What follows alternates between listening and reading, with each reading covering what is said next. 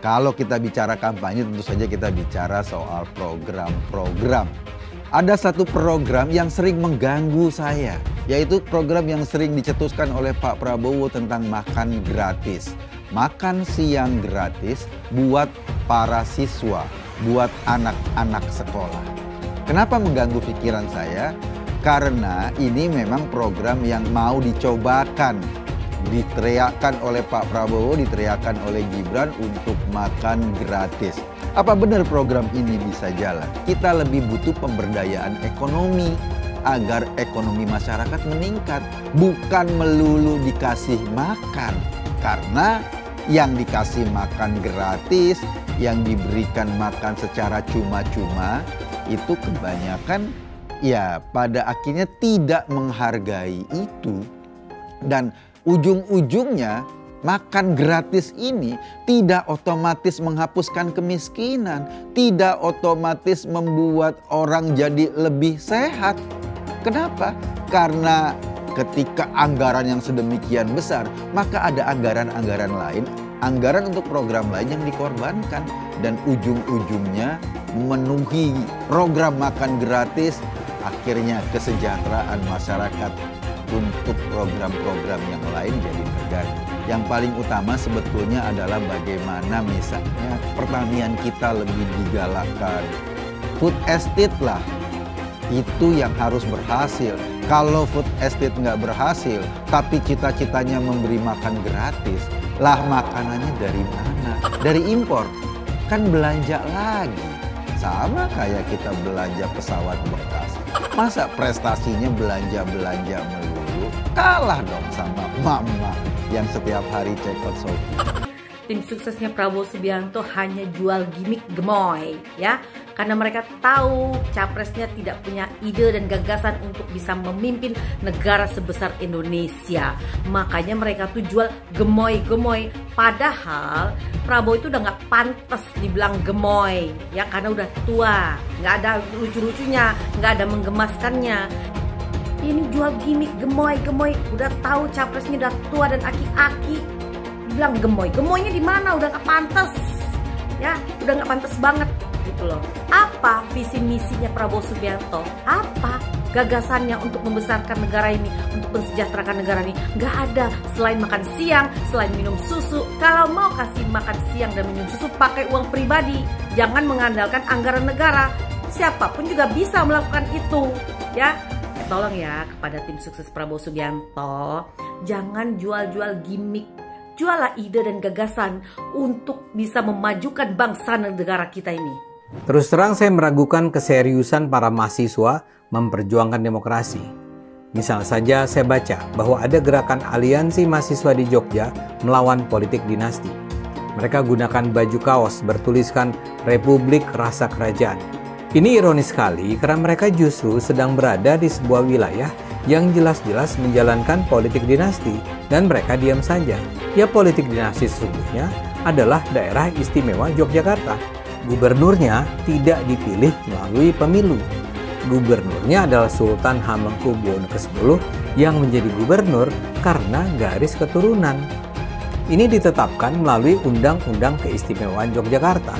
Pertanyaannya, kenapa mahasiswa diam saja menyaksikan politik dinasti yang jelas-jelas bertentangan dengan konstitusi ini? Apakah mereka takut?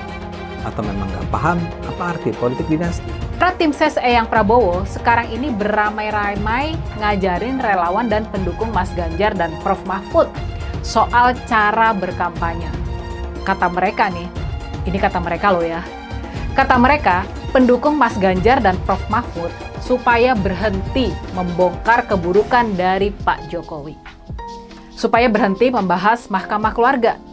Supaya berhenti mengorek cawe-cawe dari Ibu Iriana di urusan politik dan Pilpres 2024. Kalau memang benar hasil survei Mas Ganjar dan Prof Mahfud turun gara-gara para pendukungnya terlalu bersemangat membongkar-bongkar keburukan dari Pak Jokowi, membahas Mahkamah Keluarga, dan mengorek-ngorek cawe-cawe Ibu Iriana di urusan politik dan Pilpres 2024. Kalau itu memang benar, mengapa mereka tidak membiarkan hasil survei Mas Ganjar dan Prof Mahfud semakin anjlok lagi? Mengapa mereka jadi sibuk sendiri memberikan saran supaya kita berhenti membongkar keburukan dari Pak Jokowi, supaya berhenti membahas soal Mahkamah Keluarga, supaya berhenti mengorek cawe-cawe dari Ibu Iriana di urusan politik dan Pilpres 2024. Kita patut curiga. Kita patut curiga bahwa mereka sebetulnya benar-benar tertekan akibat adanya pembongkaran keburukan dari Pak Jokowi. Akibat terus-terusannya masyarakat membahas soal Mahkamah Keluarga. Jangan-jangan ya, angka survei yang Prabowo dan Mas Gibran benar-benar anjlok gara-gara semua itu. Kita jangan ciut sama gertakan mereka. Teruslah berjuang buat memenangkan Mas Ganjar dan Prof Mahfud.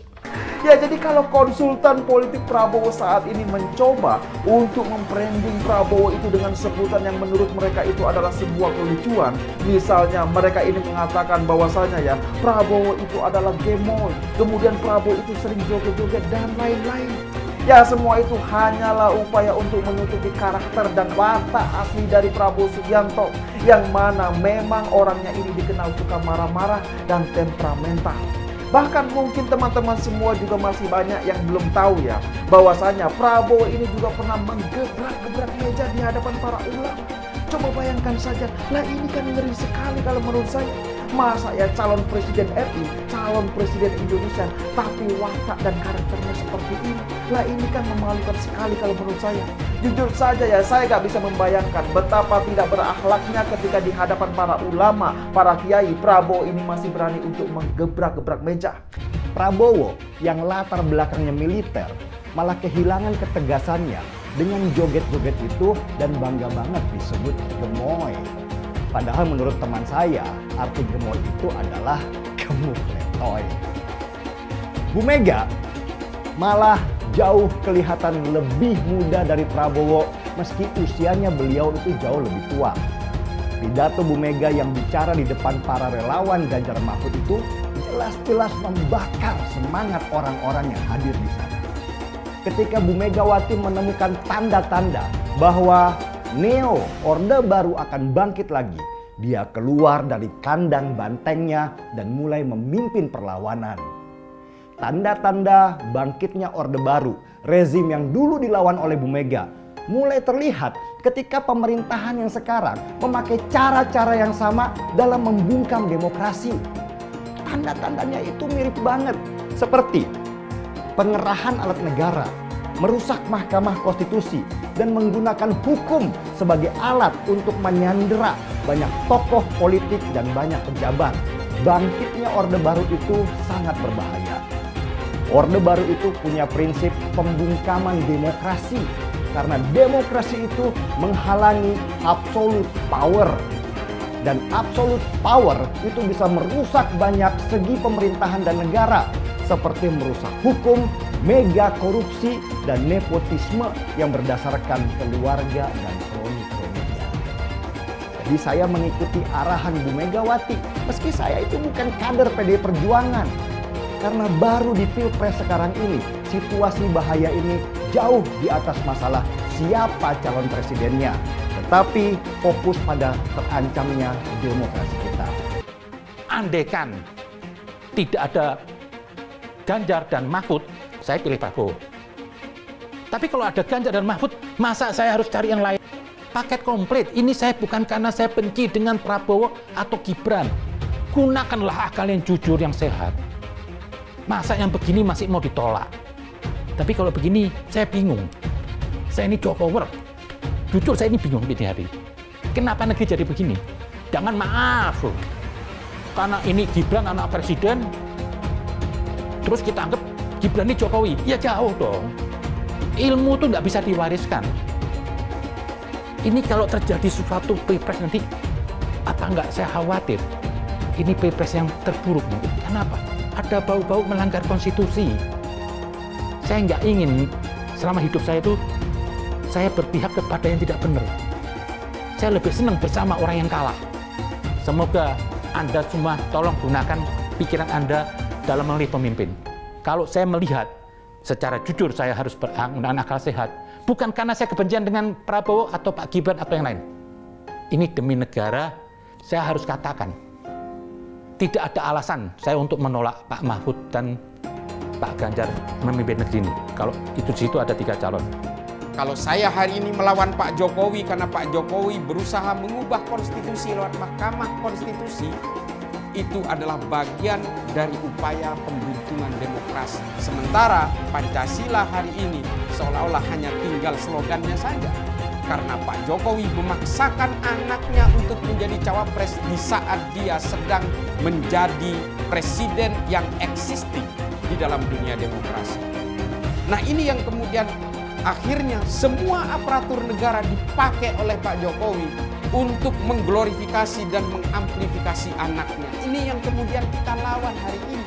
Di Indonesia hari ini, demokrasi telah dikhianati. Presiden kita berusaha memaksakan anaknya menjadi cawapres. Jadilah kemudian negara ini negara yang berbasis demokrasi tapi dibajak serasa monarki.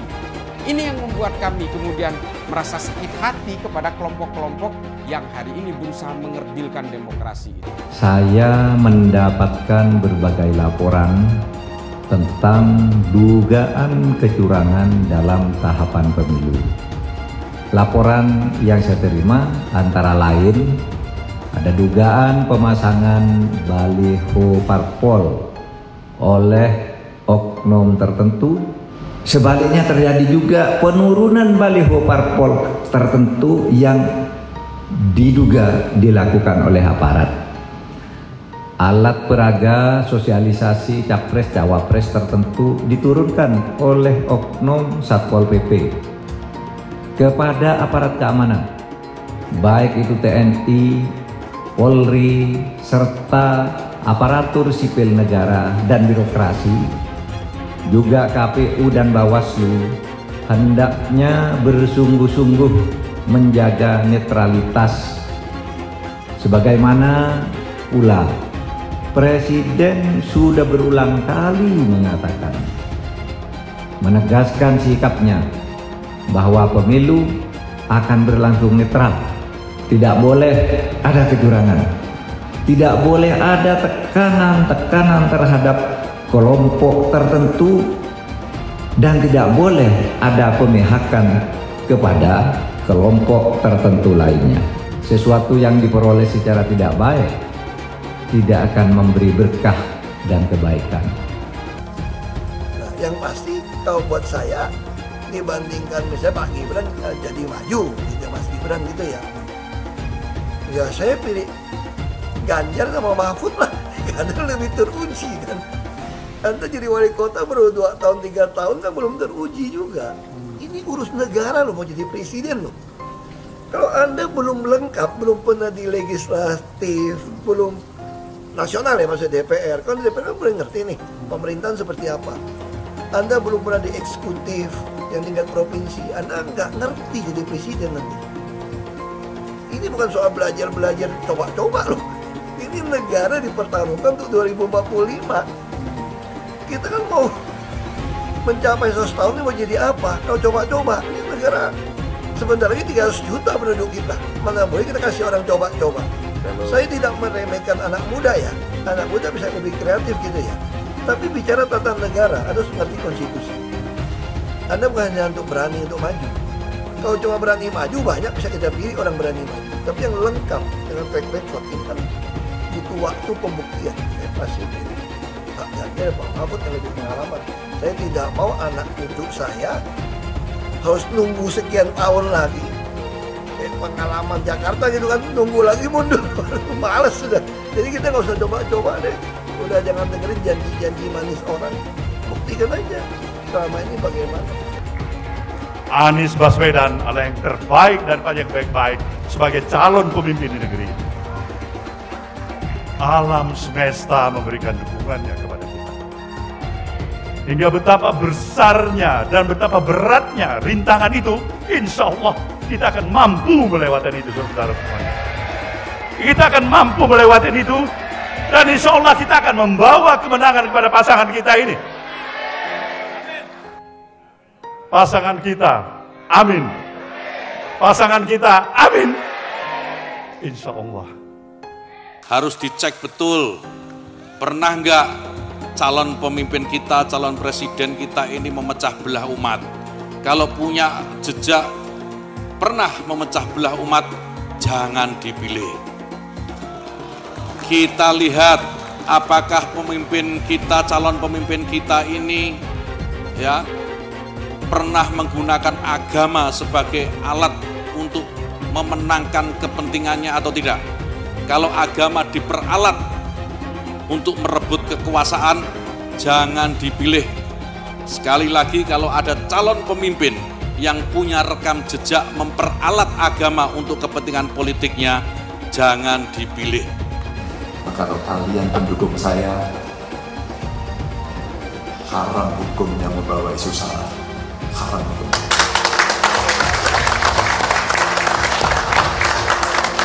Kita sudah lelah dengan isu itu. Kita menjadi bangsa yang terbelah. Dan untuk mengembalikan susah. Umat Kristen di Indonesia memang minoritas, tapi jangan salah. Umat Kristen akan memegang peran menentukan apakah Anies akan menang dalam Pilpres 2024. Kalau secara perlahan semakin banyak orang Kristen yang berpaling ke Anies, yang akan menang nantinya sangat mungkin Anies. Suara pemilih Kristen di Indonesia adalah sekitar 10% lah. Kalau ekstrimnya semua warga Kristen memilih Ganjar, artinya Ganjar akan mendapat tambahan 10% suara dan Ganjar akan menang. Nah, itulah saya katakan kekompakan suara pemilih Kristen akan menentukan. Begitu suara pemilih Kristen terbelah secara timpang, Anies akan bisa mengalahkan Ganjar. Anies tahu jagoannya itu hanya akan menang kalau bisa memecah suara pemilih Kristen. Sekarang semua bergantung pada umat Kristen. Kekompakan pemilih Kristen akan menentukan apakah pada akhirnya Indonesia akan dipimpin Anies atau Ganjar. Elektabilitasnya Anies merosot ya seiring mulai terkuaknya kontroversi dari kepemimpinan Anies di Jakarta. Gen Z juga tahu kalau Anies adalah sosok yang didukung kelompok intoleran yang membuat Pilgub DKI 2017 menjadi sangat kotor.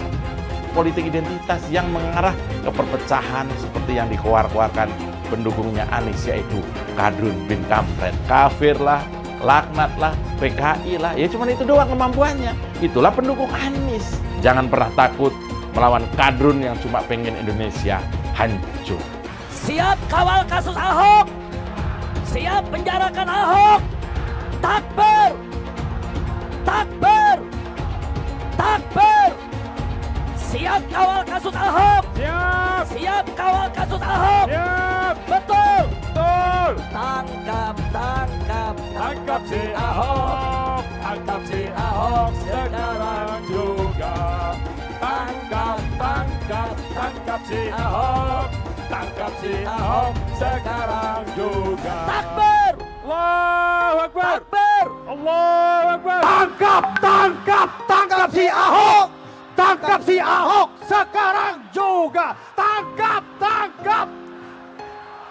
Tangkap si Ahok sekarang juga. Lagi. Penjajahan di depan mata itu di Jakarta. Kita semua pribumi ditindas dan dikalahkan. Kini telah merdeka. Kini saatnya kita menjadi tuan rumah di negeri sendiri. Anies, ibunya Arab, bapaknya Arab, kakeknya Arab. Mas Anies nikah dengan keturunan Arab. Menantu Mas Anies, anak Mas Anies nikahnya dengan Arab lagi. Jadi Mas Anies kalau merepresentasikan Indonesia agak kurang keindonesiaannya. Mungkin 3% Indonesia aja yang bisa direpresentasikan oleh Mas Anies. Nasdem mengingatkan rakyat bahwa Anies kurang mewakili Indonesia karena dia Arab. Apakah ini rasis? Menurut saya tidak. Menurut saya justru ini nasionalis. Seperti di Pilkada DKI dulu, mereka juga getol ingatkan warga DKI bahwa Ahok itu Cina. Lihat, Cinanya Ahok selalu dibawa-bawa. Bahkan sampai terang-terangan ajak ganyang bantai Cina. Jadi sah-sah aja kalau Hasan Nasbi bilang Anies itu kurang mewakili Indonesia karena dia Arab. Lah, mereka juga dulu begitu. Kalau Cina dianggap bukan pribumi, sementara Arab dianggap pribumi, itu baru namanya rasis. Rasis biadab itu. Kalau Cina bukan pribumi, Arab juga bukan. Hasan Nasbi cuma mengingatkan, pilih presiden yang pribumi saja. Saya bilang, Nis, ente nggak bisa jadi presiden. Kenapa? Karena presiden adalah orang Indonesia asli, saya bilang. DKI yang kita harapkan, Anies Baswedan yang begitu jelas Islamnya. 4 tahun 8 bulan jadi gubernur. Mana peraturan pergub saja yang melarang miras? Mana perda Islam apalagi? Yang akhirnya tidak berani juga menegakkan hukum Islam. Banjir tetap banjir, macet tetap macet. kriminalitas Jakarta. Anda tahu, 2 menit sekali terjadi pencurian. Sekarang orang sedang euforia, dia mau dicapreskan. Bagaimana umat terjebak lagi, bodoh lagi, masuk lagi. Kalau misalnya memang Anies itu mau maju dan dia tekad mau menegakkan hukum Islam dan menyatakan perlawanan, saya setuju. Tapi dia tidak lakukan itu. Tahu nggak, sumur resapan yang ngabisin anggaran beratus miliar itu meresap air agar masuk ke dalam bumi sesuai dengan sunatullah. Tetapi ternyata sumur ini tidak meresap air, malah airnya itu menggenang di sumur-sumur itu. Sumur resapan itu sekarang harus disiapin pompa untuk menguras air di sumur resapan. Kalaupun dia harus makan babi sepanjang jadi presiden, mungkin akan dilakukan. Jangan sampai Indonesia jatuh ke tangan pembohong. Jangan sampai Indonesia jatuh ke tangan Anies Baswedan. Jangan hanya konsentrasi pada pembangunan benda-benda mati yang indah difoto dan bisa ditunjukkan dalam 5 tahun hasilnya. Kalau kita mau menilai sebuah janji, maka lihat janjinya atau lihat kenyataannya. Dulu janjinya apa ya? Dan ini aneh, betul-betul aneh. Ini bukan kampanye, tapi saya sampaikan di sini. Di satu sisi menyiapkan jalur-jalur air untuk dikirim ke laut, di sisi lain di lautnya dipasang dengan pulau reklamasi, tinggal tunggu waktu jadi rob, air balik. Dan ini melawan sunatullah. Kenapa? Air itu turun dari langit ke bumi, bukan ke laut. Harusnya dimasukkan ke dalam bumi, masukkan tanah. Di seluruh dunia air jatuh itu dimasukkan ke tanah, bukan dialirkan pakai gorong-gorong raksasa ke laut. Jakarta telah mengambil keputusan yang fatal. Bukan banjir, itu memang parkir air. Bukan banjir, itu memang parkir air. Masyarakat berkeliling dengan membawa toa untuk memberitahu semuanya, termasuk sirine. Kaibon 82 miliar. Apa alat transportasi yang dimiliki oleh hampir setiap orang?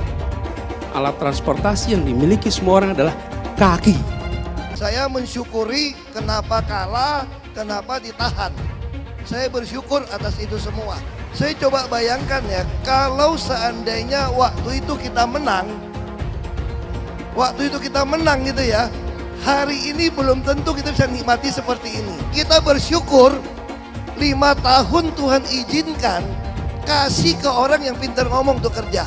Coba kalau kita bayangkan gitu ya, kalau kemarin saya masih jadi gubernur, ini saya udah turun ini. Tapi yang pintar ngomong itu dikira orang hebat kan? Ini lebih berbahaya tahun 2024. Langsung ketahuan karakternya. Langsung ketahuan itu. Di saya juga ada kutipan Pak di kamar saya Pak. Tulisannya, Jakarta telah mengambil keputusan yang fatal. Gus Dur itu buta mata juga buta hati. Pancasila Soekarno, ketuhanan ada di pantat. Anak Tuhan dari mana? Kalau Yesus anak Tuhan, bidangnya siapa? Besok di seluruh wilayah Indonesia kami katakan dan Iblis hanya menggoda orang yang beriman. Makanya jarang-jarang orang kafir kerasukan setan. Yang kerasukan setan itu orang baik-baik. Jarang, saya belum pernah nengok Cina kerasukan setan. Pernah tak Ahok itu kerasukan setan? Enggak, setannya juga. Karena sesama setan dilarang saling menggoda. Karena di salib itu ada jin kafir. Karena di salib itu ada jin kafir. Karena di salib itu ada jin kafir. Haleluya. Kepalanya ke kiri apa ke kanan? Kepalanya ke kiri apa ke kanan? Tetap percaya salib itu lambang mulia, bukan jin. Kok ketawa? Aku nggak nyindir siapa-siapa loh. Kalau Anda tanya saya jadi presiden, saya hari ini jadi presiden juga saya tahu apa yang saya mesti kerjakan. Karena saya udah kenyang dari DPRD tingkat 2, dari pengusaha, DPRD tingkat 2, bupati. Bupati itu paling kerja benar, paling ngerti tuh soal daerah seperti apa. Sampai hari ini portofolio saya lengkap sampai ke BUMN. Saya pernah legislatif, pernah eksekutif, tapi nggak usah andai-andai gitu kan. Tapi kalau saya hari ini jadi saya tahu apa yang saya mesti kerjakan. Ya Anda nggak usah khawatir. Kita nggak bisa hindari ada orang memanfaatkan soal SARA untuk kampanye, apalagi untuk menjatuhkan kita yang dikategorikan sebagai minoritas. Tapi bagi saya, ketika kita ada turun ke masyarakat, masyarakat juga bisa membaca, bisa merasakan mana yang tulus, mana yang tidak. Jadi ada guyonan gini dari teman-teman saya, bahwa saya itu bukan cuma double minoritas, tapi triple. Artinya apa? Udah turunan Tionghoa, Kristen, dan katanya terlalu jujur di pemerintahan. Jadi itu gak disukain. Ini triple katanya. Relawan Anies yang mayoritas pengasuh khilafah seperti kadrun FPI dan HTI ingin melengsarkan Pak Jokowi.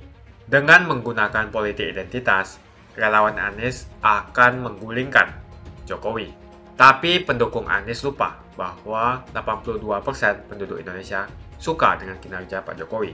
Ingat, di belakang Anies ada ormas pengasuh khilafah seperti FPI, HTI, PA212. Saya yakin sebentar lagi karma Ahok akan mengejar Anies Baswedan. Kalau kita bicara kampanye, tentu saja kita bicara soal program-program. Ada satu program yang sering mengganggu saya, yaitu program yang sering dicetuskan oleh Pak Prabowo tentang makan gratis. Makan siang gratis buat para siswa, buat anak-anak sekolah. Kenapa mengganggu pikiran saya? Karena ini memang program yang mau dicobakan. Diteriakkan oleh Pak Prabowo, diteriakkan oleh Gibran untuk makan gratis.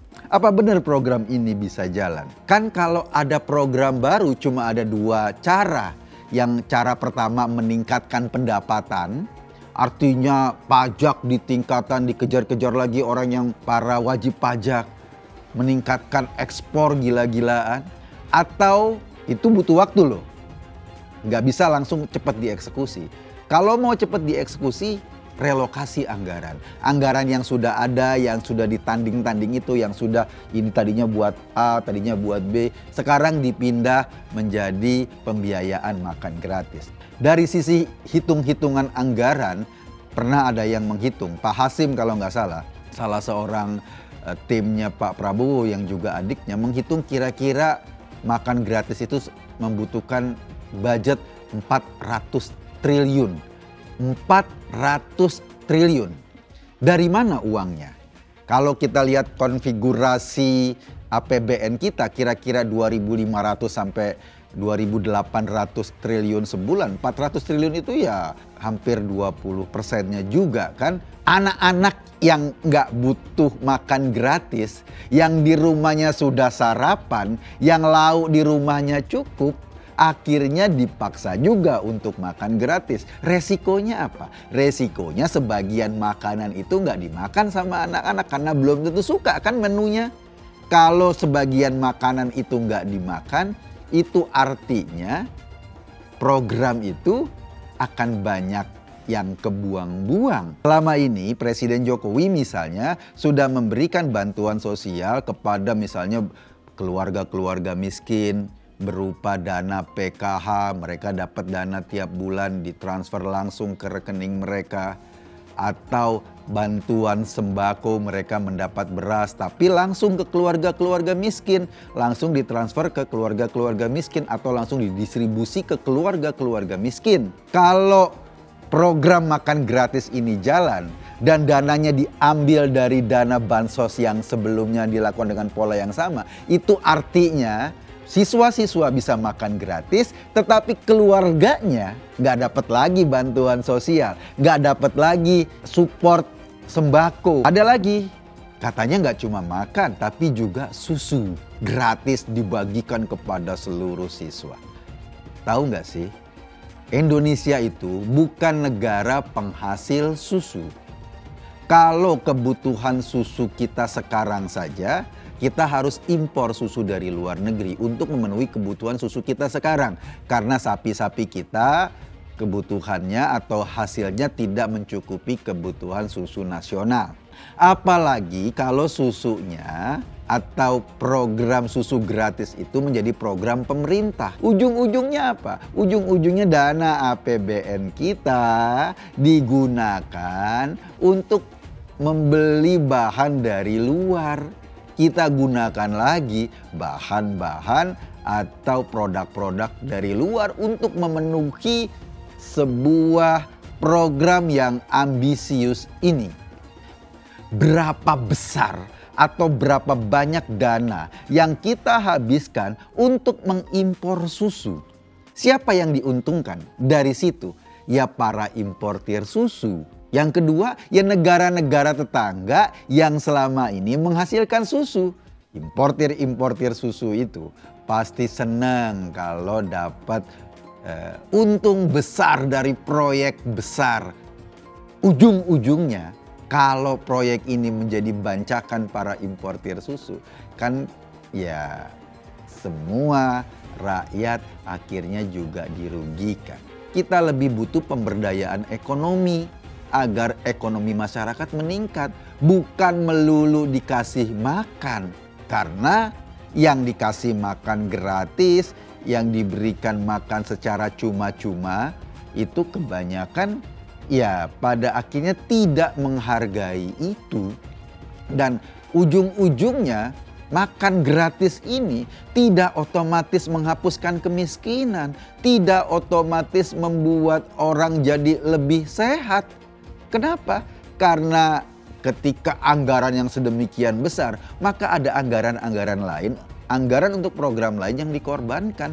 Dan ujung-ujungnya memenuhi program makan gratis, akhirnya kesejahteraan masyarakat untuk program-program yang lain jadi terganggu. Yang paling utama sebetulnya adalah bagaimana misalnya pertanian kita lebih digalakkan. Food estate lah, itu yang harus berhasil. Kalau food estate nggak berhasil, tapi cita-citanya memberi makan gratis, lah makanannya dari mana? Dari impor, kan belanja lagi. Sama kayak kita belanja pesawat bekas. Masa prestasinya belanja-belanja melulu? Kalah dong sama mama yang setiap hari check out Shopee. Semakin dekat Pilpres, relawan Anies semakin beringas dan Anies semakin galau. Dengan menggunakan politik identitas, relawan Anies akan menggulingkan Jokowi. Relawan Anies yang mayoritas mengasuh khilafah seperti kadrun FPI dan HTI ingin melengsarkan Pak Jokowi. Tapi pendukung Anies lupa bahwa 82% penduduk Indonesia suka dengan kinerja Pak Jokowi. Saya pikir kalau terjadi baku hantam, maka ada 82% yang akan menghajar kadrun pengasuh khilafah itu. Kalau melihat perkembangan koalisi politik, yang paling agresif memperluas basis kerjasama yang sudah konkret adalah koalisi Ganjar. Sejak Ganjar diumumkan oleh PDIP, sudah resmi koalisi Ganjar ini didukung oleh 3 partai, yaitu P3, Hanura, dan juga Perindo. Nasdem pun semakin pusing melihat Anies, karena elektabilitas Anies semakin jatuh. Dan banyak kader-kader Nasdem terjerat kasus korupsi, seperti belakangan kasus korupsi BTS. Kasus korupsi 8 triliun yang dilakukan oleh kader terbaik Nasdem yaitu Johnny G. Plate, ini sangat menghantam Partai Nasdem, menteri dari Kementerian Pertanian, di mana ini juga adalah dari Partai Nasdem. Apalagi belakangan ada 120.000 kader dari Partai Nasdem pindah ke Partai Perindo. Semenjak Nasdem mengusung Anies, banyak sekali petaka yang diterima oleh Nasdem. Apakah ini merupakan karma dari Ahok? Silahkan komentar di kolom komentar. Yang jelas saya tidak akan memilih Anies, karena Anies bukan pribumi yang jelas.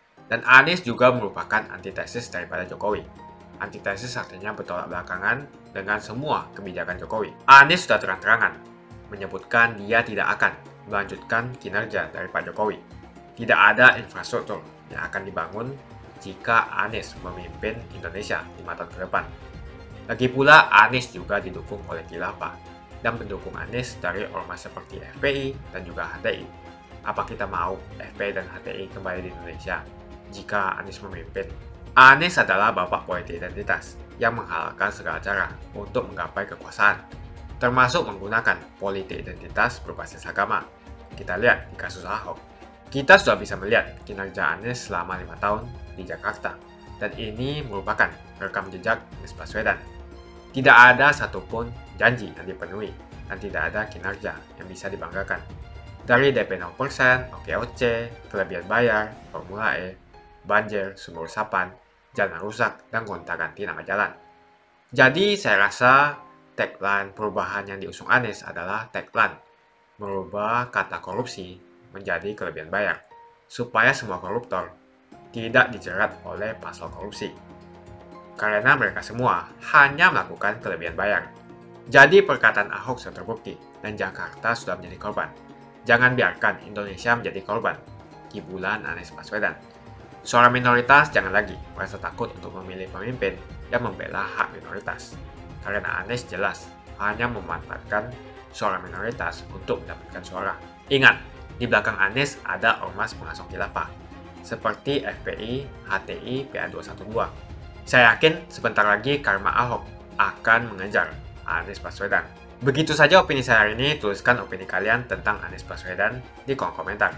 Dan juga tuliskan pendapat kalian tentang people power oleh relawan Anies untuk melengsarkan Pak Jokowi. Tuliskan pendapat kalian. Jika kalian siap untuk melawan people power yang digaungkan oleh relawan Anies, ayo tuliskan lawan people power di kolom komentar.